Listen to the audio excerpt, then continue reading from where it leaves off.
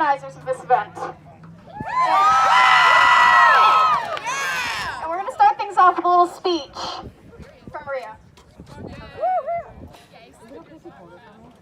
I'm not going to hold it. That's fine.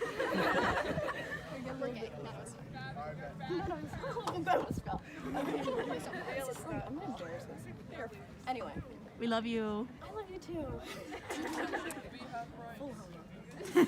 Hello, fellow trans and LGBTQ plus friends, allies, and advocates. My name is Riya Sringari, and I am a junior at PVHS, a queer, non-binary person of color, and a child of immigrants. We are gathered here today in celebration of the Transgender Day of Visibility and action that occurred yesterday, to stand strong against the anti-trans legislation harming trans youth across the country, and to empower the beautiful community here at PV.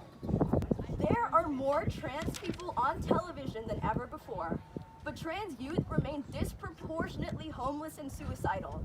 Every year, carceral violence and brutality against trans folks rises at an alarming rate. In 2021 alone, over 57 trans and gender non-conforming people were fatally shot or killed by violent means. While we are seeing more representation in the media and on screen, trans women who are minorities face the highest assault and murder rates we've ever seen. We have come to learn that with heightened visibility comes heightened vulnerability. LGBTQ plus movements have been co-opted and misdirected by neoliberalism.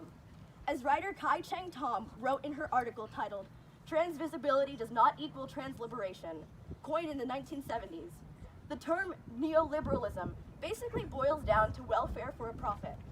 Under neoliberalism, it is assumed that people are not entitled to any more rights, goods, or services, including privacy or healthcare and education that they can afford to buy.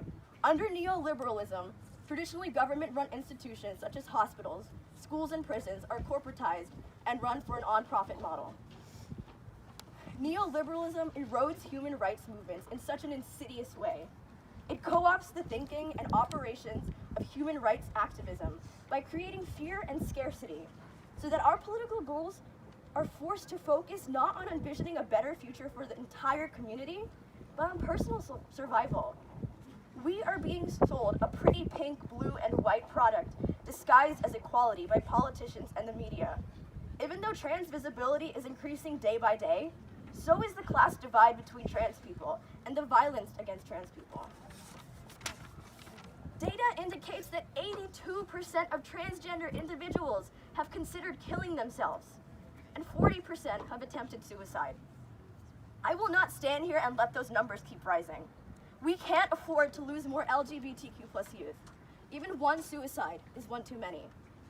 We deserve to be seen, heard, and celebrated every day.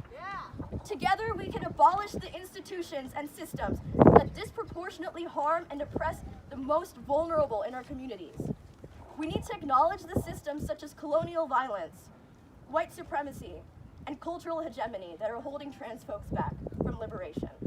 And we need to understand that these systems aren't broken.